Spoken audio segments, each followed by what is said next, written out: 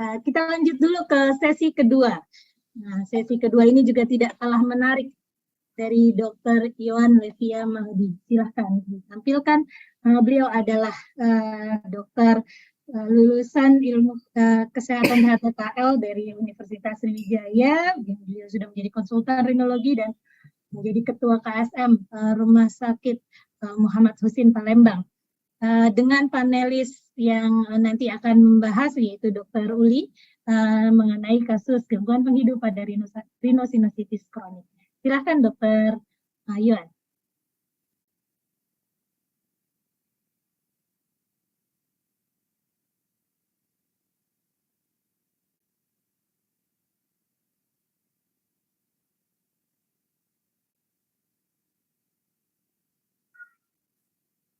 Baik, apakah sudah terlihat PPT? Sudah, silakan.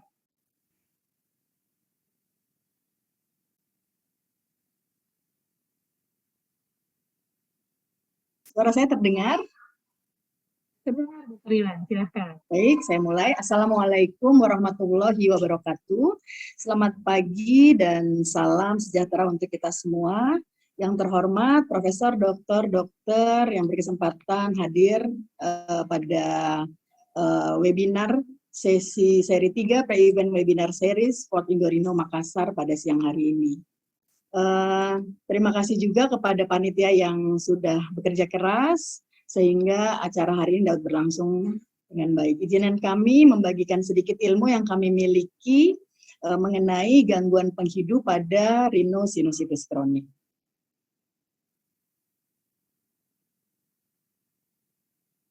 Baik, apakah sudah berpindah slide? Ya. Jadi tadi sebelumnya Dr. Eci sudah membahas tentang gangguan penghidup pada post-viral. Mungkin ini saya akan berpindah pada gangguan penghidup pada rhinosinusitis kronis. Pasti teman-teman sekalian sering menjumpai kasus-kasus rhinosinusitis kronis dalam praktek klinis sehari-hari. Kita ketahui bahwa rhinosinusitis kronis itu merupakan gangguan kompleks yang ditandai dengan inflamasi pada mukosa hidung dan sinus paranasal setidaknya lebih atau sama dengan 12 minggu. Yang kita ketahui bahwa tanda kardinal yang paling sering itu adalah hidung tersumbat dan rhinore. Gangguan penghidup sendiri juga merupakan gangguan atau simptom yang umum kita dapatkan pada rhinosinusitis kronik. Namun kehilangan penghidup ini seringkali diabaikan dalam klinikal sehari-hari, baik itu oleh dokter maupun oleh pasiennya. Dengan perhatian mereka malah lebih difokuskan pada keluhan pernafasannya seperti sumbatan hidung ataupun hipersekresi dan adanya keluhan nyeri dan terasa tertekan pada wajah. Gangguan penghidup ini sendiri tadi mungkin Dr. Eci sudah menjelaskan akan mengakibatkan sebenarnya banyak masalah. Di antaranya adalah masalah keamanan. Pasien-pasien dengan gangguan penghidup ini ditakutkan tidak bisa membedakan apabila ada tanda-tanda bahaya. Misalnya seperti ada kebocoran gas atau ada zat-zat yang terbakar. Kemudian juga untuk masalah kebersihan juga orang-orang dengan gangguan penghidup ini tidak bisa membedakan apakah makanan ini masih fresh atau makanannya sudah basi. Kemudian juga untuk cita rasa, ya, nafsu makan juga akan terganggu karena hilangnya aroma yang didapatkan dari makanan. Begitu juga masalah-masalah yang lain menyangkut emosi dan perilaku seksual. Nah, kemudian kalau kita lihat di sini, sebenarnya rhinosinusitis kronis ini angka kejadiannya cukup tinggi, ya. Kalau dari literatur yang kami baca di Amerika Serikat sendiri, angka kunjungan ke dokter, ya, dengan keluhan rhinosinusitis kronis ini cukup tinggi, yaitu 12,5 juta kunjungan ke dokter setiap tahunnya dengan biaya yang tidak murah, sekitar 5,8 miliar dolar. Dan hal ini secara signifikan akan berdampak pada kualitas hidup. Bahkan jika dibandingkan dengan penyakit-penyakit kronis lain yang melemahkan seperti DM ataupun CHF, chronic heart failure, ini tidak kalah. Dan insiden dari gangguan penghidup pada rhinosinusitis kronis sendiri itu menduduki angka yang cukup tinggi ya, persentasenya sekitar 60-80%, dan biasanya onsetnya ya polanya itu gradual, bertahap dan progresif. Namun untuk yang populasi pada anak-anak, tentang gangguan penghidu ini tidak terlalu diterapkan secara konsisten ya. Karena memang kalau dari hasil penelitian, anak-anak ataupun pengasuh anak-anak mereka tidak mengeluh ya tentang gangguan penghidu pada anak-anak. Dari penelitian sendiri, pada usia 5-10 tahun itu hanya 7% yang mengeluhkan gangguan penghidu. Dan yang agak lebih besar, umur 11-20 tahun juga sekitar 1,4%. Dan kesadaran untuk mengekspresikan bau ya, itu hanya setelah seseorang anak itu mencapai usia tertentu. Nah, bagaimana dengan mekanisme penghidu ini sendiri pada rhinosinusitis kronis? Jadi memang mekanisme konduksi dan sensori neural ini memang berkontribusi pada gangguan penghidu pada rhinosinusitis kronik. Namun bukti yang konklusif memang belum kita temui. Jadi ini sebenarnya masih kontroversial. Kalau secara teori kemungkinan bisa karena sumbatannya sendiri ya. Sumbatannya sendiri karena misalnya karena RSK dengan polip sehingga menghalangi jalan nafas ke odoran ke reseptor penghidu, misalnya pada RSK dengan polip. Tetapi banyak juga kenyataan di lapangan yang memang setelah dilakukan tindakan operasi atau diberikan obat-obat AMT ya masih mengeluh adanya gangguan penghidu, dan ini masih terus dilakukan penelitian ya. Dan bagaimana dengan tes penghidu itu sendiri? Jadi pada tes penghidu itu sendiri sebenarnya kalau dari literatur yang kita baca, manusia itu sebenarnya mampu mengenali atau mengidentifikasi 10.000 bau ya, dengan jumlah kombinasi yang potensial berbeda-beda, tidak terbatas ya. Jadi yang kita temui di literatur gitu ya, pemeriksaan penghidu itu sebenarnya dibagi menjadi dua, yaitu pemeriksaan elektrofisiologis dan pemeriksaan kemosensoris tadi yang sudah dijelaskan oleh Dr. Lucy. Tetapi yang elektrofisiologis itu lebih banyak digunakan untuk kepentingan penelitian dan tidak aplikatif untuk secara klinis. Sedangkan yang kemosensoris itu lebih banyak ya, lebih banyak sudah mulai diterapkan.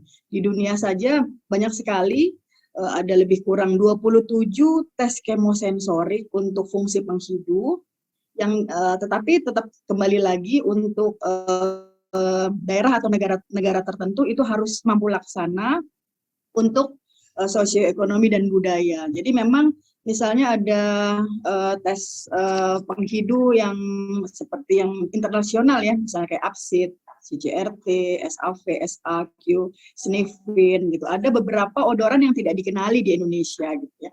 Dan ini mungkin kalau di Indonesia sendiri masih belum ada keseragaman tentang tes penghidu ini. Mungkin nanti di slide berikutnya kita akan membahas tentang tes UPA dan UPI ya, seperti yang video tadi sajikan. Dan untuk tata laksana olfaktori gangguan penciuman pada RSK ini, dari literatur ini masih berbasik pada penyakit yang mendasari. Dalam hal ini adalah rhinosinusitis kronisnya. Biasanya setelah kita tata laksana dan kita perbaiki penyakitnya, diharapkan gangguan penghidunya akan ada perbaikan. Nah, ini kalau kita lihat, ini adalah anatomi dan jaras penghidu. Itu ada yang dari hidung, ya, dari hidung olfaktori atau ortonasal, dan dari melalui makanan, baik dikunyah, minum, makan yang akan diarahkan ke nasofaring. Ini atau retronasal. Nah, ini mungkin sedikit menyinggung tentang kembali lagi ke anatomi. Jadi kalau kita lihat di sini memang sebenarnya proses penciuman itu tidak hanya menjadi satu tanggung jawab dari satu persarafan saja, dalam hal ini olfaktorius. Jadi ada persarapan yang lain yang sebenarnya harus kita libatkan ya, bukan hanya olfaktoris saja atau cranialis pertama, tetapi juga ada nervus trigeminus. Tadi sudah juga dijelaskan bahwa kalau nervus trigeminus ini atau saraf cranialis kelima ini sifatnya dia lebih iritan dan menyengat. Biasanya berperan pada bau-bau yang menimbulkan bahaya ya, bau-bau yang tajam seperti itu. Ada lagi nervus glosopharyngeus dan nervus vagus yang juga berperan dan bersifatnya lebih ke retronasal. Jadi banyak sekali hipotesa yang kita temui dari literatur. Dan lanjut, kalau dulu memang kita itu hanya mengenal gangguan penghidu itu kerjanya cuma di atap hidung ataupun di puncak hidung ya, kerjanya si nervus olfaktorius saja. Tapi ternyata tidak sesimpel itu. Ada 6-30 juta nervus OSN ini sendiri ya, yang terdapat pada olfactory epithelium yang ternyata ilmunya itu berkembang terus. Tadi dikatakan kan di olfactory cleft, ternyata dia ukurannya bisa sekitar 5 sentian ya. Jadi bisa ada di daerah concha media, kemudian sepertiga superior dari cavum nasi, bahkan sekarang sudah ada ditemukan di epitel respiratorius itu sendiri. Kemudian batas-batasnya itu di bagian depan ini dengan concha media, kemudian di bagian belakang dengan bagian anterior dari sphenoid, di bagian medial dengan septum, dan di bagian lateral dengan concha media dan concha superior. Jadi kalau kita lihat di sini, ini bila dibesarkan seperti ini, gambarnya lebih kurang, kita lihat yang epitel, nasal epitel di sini, epitel olfaktorius ini. Di sini ada warna biru, ini namanya OSN yang tadi saya katakan, olfactory sensory neuron. Jadi dia memiliki dua cabang ya, dua cabang bipolar gitu ya, bipolar. Ada yang ini dendrit dan yang ke atas ini akson. Dendrit ini nanti yang akan melakukan ikatan dengan odoran. Jadi odoran yang kita hirup itu biasanya menempel pada mukosa hidung, nanti di situ ada selaput lendir. Nah, selaput lendir selaput lendir itu yang akan menjebak odoran ini akan ditangkap odorannya akan ditangkap oleh si dendritnya ini. Nanti kemudian akan diteruskan ke atas. Yang nomor 3 ini tulang ya, tulang cribriform. Nanti ini ada akson. Akson ini nanti berkumpul di sini di intrakranial ya. Di sini akan bertemu nanti dengan sel mitral dan sel glomerulus di intrakranial yang akan melakukan potensial aksi. Nah, kalau kita lihat sendiri tadi sudah dijelaskan juga oleh Dr. Eci. Jadi untuk olfactory epitel, yaitu epitel olfactory itu bukan hanya kerjanya si OSN saja, tetapi juga ada supporting cell, ada sel basal, ada brass cell, dan ada kelenjar Bowman. Mereka ini memang saling bahu-membahu. Jadi kalau pada yang OSN ini, bila kita lihat ya, ini yang warna merah ya. Jadi dia memang bekerja meneruskan sinyal tadi ke atas. Kemudian ini yang terjadi pada rhinosinusitis kronis karena memang posisi dari OSN ini agak ke pinggir ya, dan dia memiliki si dendrit ini sehingga dia mudah sekali rentan terhadap peradangan ya, terutama pada rhinosinusitis kronis ini kan terjadi proses remodeling. Jadi memang cepat sekali rusak ataupun mati. Tetapi ada lagi sel pengganti sehingga terjadi keseimbangan. Kemudian yang tadi sudah dijelaskan mungkin Dr. Eci biasanya sih dari supporting selnya ya, dari ada high cytochrome P450, di mana di sini tadi prosesnya di sini. Saya nggak akan bahas gini. Kemudian ada juga yang basal cell. Basal cell itu nanti dia bisa berregenerasi, dia bisa berubah menjadi OSN maupun yang sel penunjang. Kemudian nanti ada brass cell, ya, yang berhubungan dengan trigeminal, dan satu lagi yang kelenjar Bowman. Kelenjar Bowman ini pada lamina propria dia akan memproduksi lendir untuk menjebak dari odorangnya itu sendiri. Nah, kalau kita lihat di sini ya secara fisiologi, ini juga berhubungan dengan rhinosinusitis kronis itu sendiri.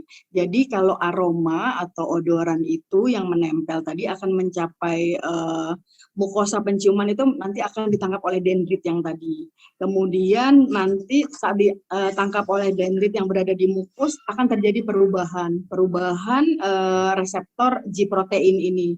Kemudian reseptor G protein ini akan terbuka dan mengaktifkan kanal CAMP, ATP, sehingga terjadi perubahan kimia menjadi elektrik, sehingga terjadi sensitisasi. Baru kemudian nanti akan menuju ke sel body, menuju ke akson ya yang berada di tulang cribriformis, kemudian ke olfaktorinya, dan berakhir pada traktus olfaktorius lateral. Nanti kemudian traktus olfaktorius lateral nanti di intrakranial dia akan menyebar menjadi dua. Ada yang ke primary olfactory cortex, baik di anterior olfactory nucleus, piriform, perlamigdaloid, anteramigdala, rostal entorhinal cortex. Kemudian ada yang ke secondary dan tertiary otak ya. Area otak seperti hipokampus, arah hipokampus, dan hal ini akan bisa juga mempengaruhi daerah sistem limbik, sehingga bisa saja sangat berhubungan gangguan penghidu ini dengan emosi ataupun mood seseorang, juga berkaitan erat dengan memori. Jadi memiliki kemampuan untuk mengingat kembali bau-bau yang pernah dikenal seperti itu. Tapi memang seharusnya sebelumnya memang sudah pernah mengenal. Nah, kemudian kalau klasifikasinya secara klinis ini itu ada yang neural gitu ya, karena memang ada injury pada olfactory bulb dan jaras sentral olfactory, kemudian ada gangguan transport atau konduksi, biasanya karena akses odoran ke neuroepithelium olfactory itu ada hambatan, misalnya pada rhinosinusitis kronis dengan polip. Kemudian yang sensori bisa saja gangguannya karena memang direct ya langsung ya kerusakan langsung pada neuroepithelium itu sendiri. Nah, kalau kita lihat di sini, ini saya mendapatkan dari satu literatur bahwa untuk menata laksana pasien-pasien dengan gangguan penghidu itu kita bagi menjadi 4 tahapan. Tahapan yang pertama adalah kita medical history ya, apakah ada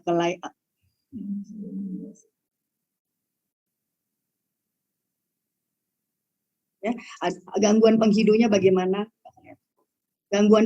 bagaimana, onsetnya, durasinya, kemudian apakah ada masalah-masalah hidung yang lain ya, keluhan yang lain seperti rhinore, hidung tersumbat, kemudian apakah ada keterlibatan alergi ya, ataupun ada penyakit-penyakit United Airways seperti asma dan lainnya. Kemudian tahapan yang kedua adalah pemeriksaan THT-nya dengan melakukan pemeriksaan endoskopi ya, THT ya, ataupun pemeriksaan yang lain neurologi dan baru. Kemudian yang tahapan ketiga adalah kita menentukan diagnostiknya dengan 3 hal. Yang pertama melakukan tes penghidu ya. Tes penghidu ini kemudian yang berikutnya adalah kita lakukan imaging ya, pemeriksaan penunjang seperti CT scan tergantung dari kebutuhan ya. Terutama untuk rhinosinusitis kronis kita melakukan CT scan. Bisa MRI untuk tumor dan mengetahui olfactory pathway, kemudian ada juga fMRI, PET ya, tapi ini masih dalam penelitian. Kemudian pemeriksaan pelengkap lainnya seperti dilakukan tes alergi, kemudian tes fungsi hidung seperti akustik rhinometri ataupun rhinomanometri, kemudian bisa juga dengan kuesioner, mikrobiologi ataupun nasal biopsi, disesuaikan dengan kasusnya. Dan yang tahapan keempat adalah tata laksana dan follow up.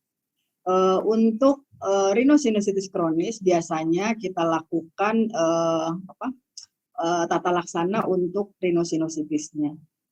Untuk olfactory trainingnya, kalau olfactory training ini juga masih dalam kontroversi ya, terutama pada rhinosinusitis kronis, karena sering dijumpai memang tidak ada perubahan gitu ya, tapi masih tetap dilakukan penelitian untuk skala yang lebih besar.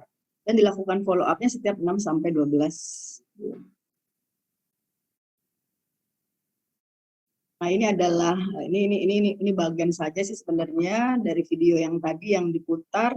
Jadi untuk tes alkohol atau UPA itu dikatakan normal itu lebih dari 15 cm, hiposmia itu 5 sampai 15, kemudian anosmia 0 sampai 5 cm. Kemudian kalau yang penghidu intravena atau UPI itu dikatakan normal itu 15 detik ya. Kemudian onsite itu artinya dari waktu disuntik sampai tercium bau bawang putih. Kemudian kalau durasi ini dari tercium bau bawang putih sampai bau bawang putihnya hilang, itu normal 100 detik atau tidak sampai 2 menit gitu ya. Kalau yang konduksi itu onsite-nya normal, tetapi durasinya kurang dari 100 detik. Dan kalau yang sensori itu biasanya onsite-nya itu normal, tetapi durasinya kurang dari 15 detik. Dan biasanya prognosisnya lebih jelek. Nah, ini ada 2 kasus. Jadi kasus yang pertama, ini sebenarnya kasusnya sama-sama dua-duanya RSK dengan polip. Jadi pasien yang pertama ini mengeluh hidungnya itu buntu ya sejak 2 tahun gitu ya. Kemudian ada pilek kental, dan dia juga mengeluh gangguan penciuman atau penghidu, tetapi dia tidak terlalu dominan gangguan penghidunya. Dari anamnesis baru mengatakan memang ada gangguan penghidu. Kemudian dari pemeriksaan fisik juga rongga hidungnya sempit dan ditampak massa menyerupai kolang kaling. Ada deviasi minimal ya. Kemudian kita berikan tata laksana intranasal steroid, oral steroid, dan low dose long term antibiotik. Setelah itu kita tes gitu ya. Tes UPI-nya untuk yang onsite-nya 8 dan durasinya 50. Kemudian yang tes alkoholnya dia 12 cm tercium jadi hiposmia. Ya. Kemudian setelah kita evaluasi tidak ada perubahan, kemudian dilakukan operasi FAST. Setelah dilakukan operasi FAST, pasiennya kontrol. Ini setelah kontrol kita bersihkan, kemudian kita evaluasi lagi. Ini 1 bulanan ya. Buntunya berkurang, kemudian rhinorrhea juga hanya sedikit, nyeri wajahnya tidak ada. Kemudian kalau baunya dia relatif normal, artinya sudah mulai bisa menghidu. Tidak ada gangguan tidur, dan dari pemeriksaan nasal endoskopinya hampir sehat ya, hampir baik gitu ya. Kemudian kita lakukan juga tes UPA ya, didapatkan alkoholnya dia 18 cm sudah bisa menghidu. Jadi ada perbaikan, artinya dia sudah mulai normal dengan menggunakan tes uji alkohol. Kemudian di tes UPI-nya yang pertamanya dia onsite-nya 8, ini sudah mulai normal, sudah 15 detik, kemudian durasinya juga 105, ini udah mengarah ke normal seperti itu. Nah, untuk yang case yang kedua juga sama, pasien RSK dengan polip juga, Tuan A, 48 tahun. Kedua pasien ini memang keluhannya tidak gangguan penghidu, dia lebih gangguannya ke hidung buntu dan adanya hidung berair ya. Tapi dari anamnesis kita ketahui memang ada gangguan penghidu, tetapi dia bukan yang dominan atau yang utama. Setelah dilakukan pemeriksaan juga tampak massa seperti kolang kaling. Dilakukan pemeriksaan penunjang, jadi mengarah kepada RSK dengan polip. Lalu kita berikan tata laksana treatment intranasal steroid, oral steroid, dan low dose long term antibiotik. Setelah itu kita tes ya. Ini kita lakukan tes uji alkohol. Didapatkan 12 cm tercium. Jadi artinya ada gangguan penghidu, ada hiposmia. Kemudian dilakukan tes uji intravena, onsite-nya itu 9, dia lebih cepat ya dari yang 15 detik durasinya. Jadi ini kami kesannya adalah sensori neural, sensori. Lalu kita lakukan tindakan operasi. Setelah dilakukan operasi, kemudian pasiennya itu kontrol, dan ini lebih kurang kita evaluasi 1 bulan, kita evaluasi sumbatan hidungnya itu tidak ada lagi, dia memang nggak ada ngeluh lagi, hidung tersumbat lagi, dan rhinorrhea-nya juga sedikit ya, nyeri kepala juga tidak, tetapi penghidunya ini dia masih gitu ya. Jadi artinya kadang ada, kadang enggak gitu. Kemudian gangguan tidurnya tidak, dan dari nasal endoskopi ini hampir almost healthy mucosa ya. Mucosa. Lalu kita lakukan tes UPI, ya, tes UPA itu 14 cm, artinya sudah hampir-hampir ya, tapi masih suka hilang timbul. Kemudian yang UPI-nya juga, kalau dari UPI-nya onsite-nya 10, gitu. Artinya masih kurang dari 15 ya, jadi masih ke arah sensori. Ya, ini enggak terlalu beda, walaupun sudah dilakukan tindakan operasi. Nah, ini mungkin diskusinya. Jadi memang pasien ini memang kedua-duanya itu pasien rhinosinusitis kronik dengan polip. Ya, itu berdasarkan anamnesis, pemeriksaan fisik, dan pemeriksaan penunjangnya. Nah, kemudian keluhannya sendiri yang olfactory loss ini tidak terlalu dikeluhkan oleh pasiennya. Pasien itu lebih mengeluh hidung buntu dan pilek, ya, seperti itu. Dan hal ini juga sesuai dengan literatur yang kita baca, bahwa pasien-pasien RSK itu biasanya dia gangguan penghidup tetap ada, kalau dari anamnesis ya 60-80%, tetapi tidak menjadi yang utama seperti itu. Kemudian kalau kita lihat dari anamnesisnya, dari anamnesis olfaktori ini, dia ini memang onsetnya itu 2 tahun gitu ya. Onsetnya dia tuh polanya, dia perlahan semakin, dia sejalan dengan hidung buntunya gitu ya. Sejalan dengan hidung buntunya untuk gangguan penghidupnya, jadi bertahap dan progresif. Nah, kemudian pasien ini kita lakukan tes penghidu kemosensoris, yaitu UPA dan UPI. Tadi sudah saya jelaskan, pasien yang pertama ini UPA-nya itu hiposmia kesannya gitu ya. Yang UPI-nya tuli konduksi, tuli konduksi, aduh maaf. Ini gangguan konduksi maksudnya, mohon maaf.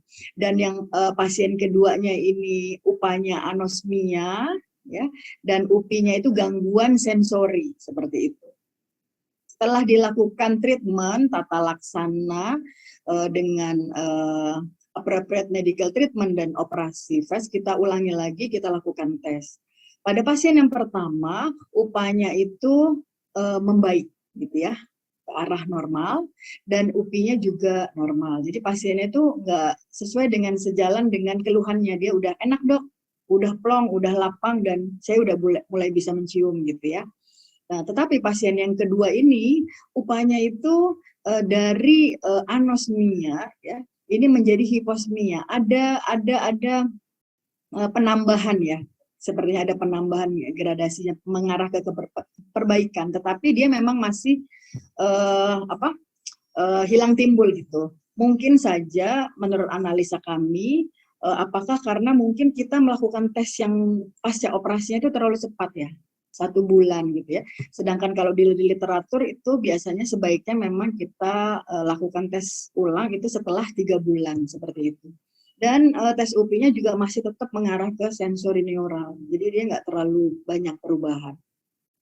Dan sebagai informasi, hasil PA-nya pada pasien yang pertama itu dengan hasil PA-nya polip neutrofilik, dan yang keduanya adalah polip eosinofilik. Mungkin ini juga bisa berkaitan dengan proses inflamasinya, karena memang kalau dari literatur yang kita baca, untuk pasien-pasien RSK dengan polip itu memang harusnya sih konduksi, ya. Tetapi pasca operasi bisa saja dia tidak ada perubahan karena bukan hanya konduksi sumbatannya saja, tetapi karena proses-proses inflamasi yang terus berjalan seperti itu. Jadi memang pemberian AMT-nya tetap kita berikan pasca operasi. Lalu ini sudah. Oke. Kemudian tata laksana untuk gangguan penghidunya pada pasien ini, saya tidak memberikan tata laksana tambahan atau tata laksana khusus untuk gangguan penghidunya. Kami tetap memberikan tata laksana sesuai dengan tata laksana RSK itu sendiri. Tetapi kami lakukan juga olfactory training. Dari olfactory training ini sendiri, untuk dua kasus ini, untuk kasus pertama memang ada perubahan ya, ke arah perbaikan. Yang kedua, ini juga ada perbaikan tetapi masih belum normal. Kemungkinannya olfactory trainingnya itu belum terlalu lama kita berikan, itu yang pertama bisa saja. Dan yang keduanya juga kalau dari literatur yang kami baca, memang olfactory training itu lebih bermakna pada kasus-kasus dengan post-viral ataupun TBI, trauma brain injury. Untuk kasus-kasus yang seperti inflamasi kronis, seperti rhinosinusitis kronis ataupun rinitis alergi, itu biasanya tidak terlalu signifikan, tetapi memang perlu kajian yang mendalam dan perlu penelitian yang lebih lanjut. Dan yang terakhir tentang edukasi. Jadi memang untuk tata laksana gangguan penghidup pada RSK ini, sebenarnya kita sebagai dokter tidak boleh menjanjikan bakalan pasca operasi atau pasca tata laksana treatment gangguan penghidupnya akan sembuh gitu ya. Tetap saja ini mesti kita hanya mungkin berjanji mungkin gangguan obstruksinya atau sumbatannya akan berkurang, akan lebih baik ya, lebih nafas, lendirnya juga akan berkurang, tetapi untuk gangguan penghidupnya tetap kita edukasi ya. Mungkin sebagai summary, key point-nya, gangguan penghidup yang berhubungan dengan RSK ini, baik dengan polip atau tanpa polip, polanya itu sangat berbeda dengan gangguan penghidup yang post-viral atau trauma brain injury ya, karena ini dia polanya itu gradual, bertahap, sedikit demi sedikit, biasanya keluhannya bersamaan dengan gangguan hidung buntunya, dan progresif. Kemudian untuk pemeriksaannya sendiri, tes olfaktorinya sendiri, itu memang kita perlu suatu alat yang benar-benar objektif ya. Dan itu perlu suatu keseragaman, terutama kalau di Indonesia, untuk pemeriksaan penghidup. Mungkin insya Allah berangkat dari Indorino 4 Makassar ini, kita bisa sama-sama membuat suatu kayak Indonesian smell test gitu ya, yang bisa kita gunakan, yang familiar dengan orang Indonesia dan mampu laksana di setiap sentra, kita harapkan seperti itu. Kemudian untuk tata laksana gangguan penghidup sendiri, untuk yang rhinosinusitis kronis itu biasanya lebih ditekankan kepada penyakit-penyakit yang mendasari, dan edukasi terhadap pasien, kemudian pencegahan dan olfactory training tetap saja kita rekomendasikan. Mungkin itu, terima kasih